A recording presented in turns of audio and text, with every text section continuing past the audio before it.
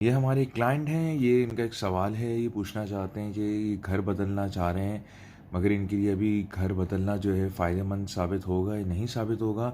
तो इल्म के मुताबिक जो है, इनके लिए अभी घर बदलना जो है काफ़ी नुकसानदेह साबित हो रहा है, और इनके लिए बेहतर टाइम अभी ये है कि ये कुछ वक्त इंतज़ार करें। और तकरीबन जो है, हिसाब के मुताबिक जो है, तकरीबन 24 नवंबर तक जो है ये अपना इक़दाम जो है, जो इन्हें उठाने घर बदलने के लिए वो उठाएँ। इसलिए अभी घर बदलना जो है, इनको यकीनन जो है कोई गलत घर मिलने के बहुत इम्कान होंगे, जो कि इनके लिए बहुत नुकसानदेह साबित हो सकता है, और ये बहुत ज़्यादा तकलीफ़ में आ जाएंगे। तो इनके लिए बेहतर ये है कि ये 24 नवंबर तक जो इंशाल्लाह ये मूव करें, तो इनके लिए जो है बहुत मुबारक रहेगा।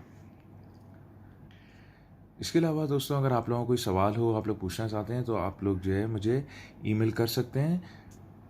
आप लोग की प्राइवेसी का ख्याल करते हुए जो है यहाँ पर जवाब शेयर कर लिया जाएगा। तो आप लोग से जल्दी मुलाकात होती है। Till then see you then, अल्लाह हाफ़िज़।